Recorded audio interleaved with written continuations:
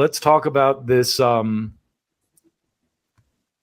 Corey from Slipknot and Gavin from Bush on Bert Kreischer's show, Something's Burning. Oh yeah. I took a couple little clips from this that I thought were interesting, and well, let's just watch them and we'll talk about it. So listen to this. This is them talking about song lyrics.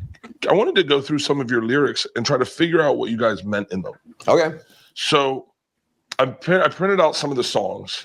This is so fun. Yeah, it's awesome. Yeah, fucking great time. I love that I'm watching you try to concentrate, but then also talk, and now he's calling for the glasses. Yeah. I don't feel so bad now. So when you write something like, I want to slit your throat and F the wound, which was voted the worst lyric of 2001 in alternative press. Are you serious? Fuck all you 2001. Hey, win's a win. That's right. I'll take that. Fucking I was win's a also win. voted the fourth sexiest dude in heavy metal in a mask, by the way. So that's a win again.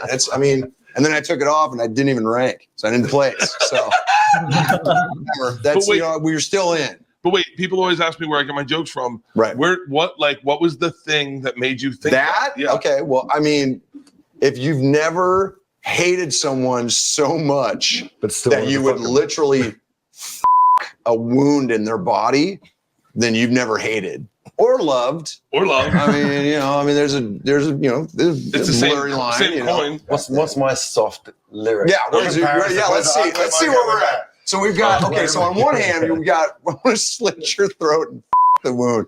What is Gavin's example here?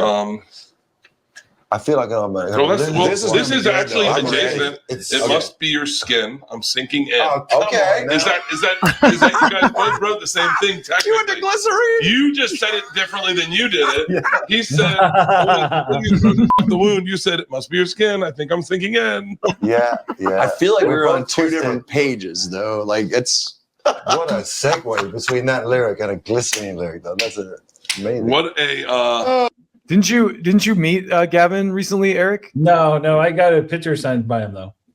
Okay. He's the singer of Bush? Yeah. Okay. Singer, guitar player.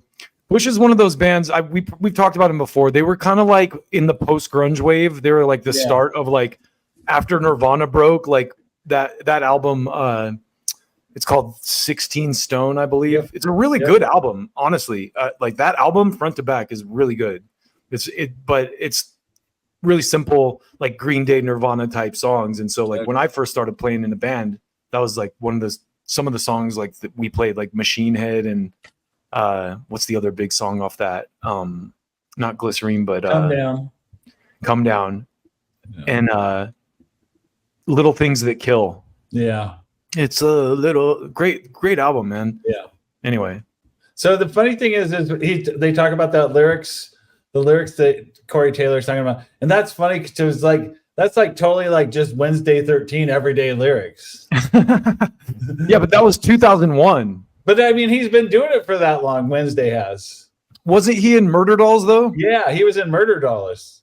So because Murder Dolls started after Slipknot.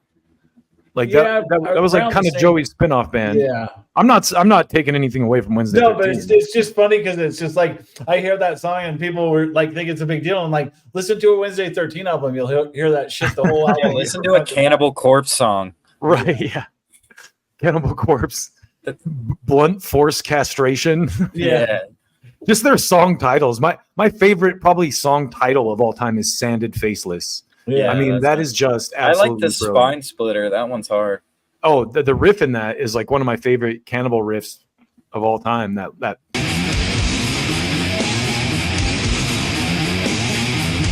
because Alex Webster's doing those runs, and then the guitars are following him.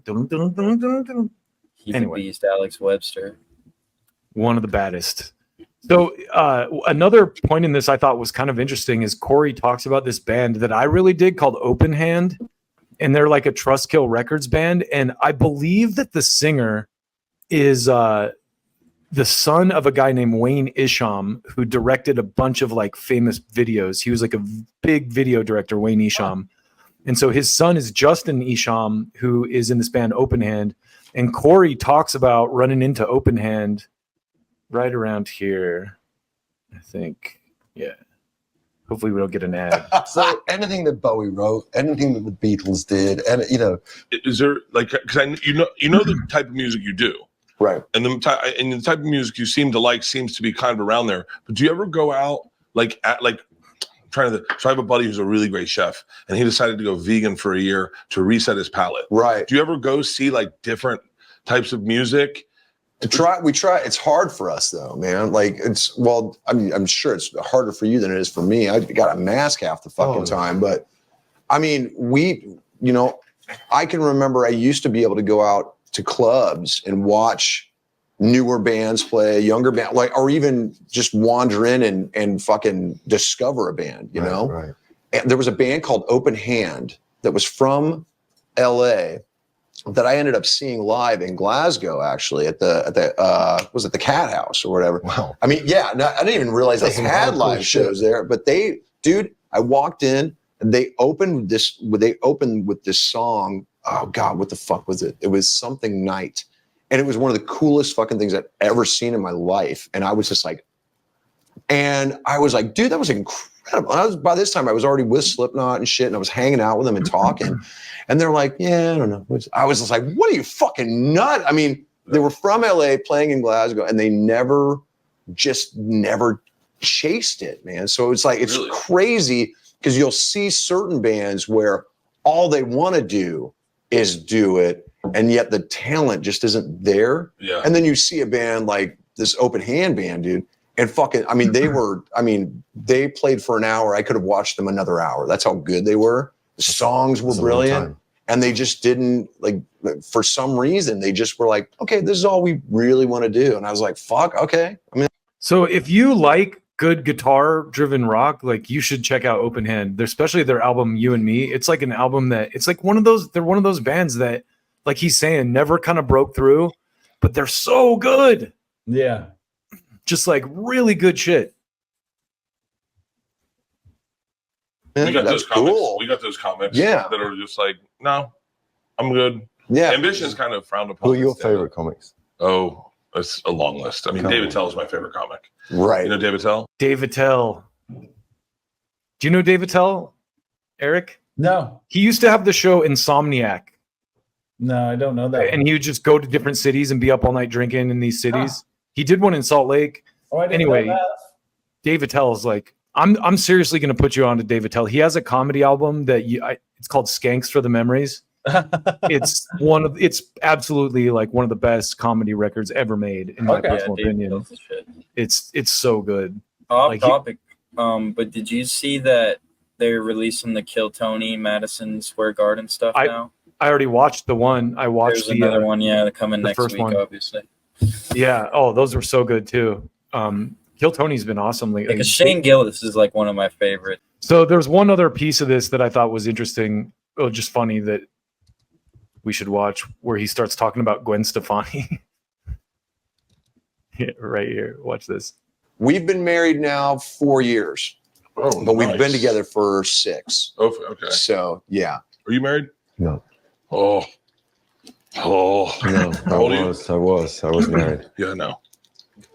I was married. Oh, you knew that. Yeah, we all know that. Yeah, we all kind of heard that one. Wait, to who? Long time, yeah. I met her one time. She is a distractingly alarming. He goes, wait, to who? And then Corey like almost spits out his drink. Wait, to who? Long time, yeah. I met her one time. Who was he She is married to? a distractingly, alarmingly attractive person. Your ex. And I mean that as a compliment. Like, her skin's really fucking perfect. And I just kept looking at her arm going like, what the fuck? But yeah. Good. I'm happy with my kids. Good. I am. Sorry. I don't know the exit out of this. So how did it end? No. That is funny. Oh, for fuck's sake. Hey, let's get another beer. That's funny. That's good. Yeah, that whole thing is interesting. They talk about a lot of different stuff. And those kind of podcasts are cool just because you get like a kind of like a raw, unfiltered conversation with someone like Corey and Gavin at the same table, and it's cool to hear them kind of like praising each other's stuff and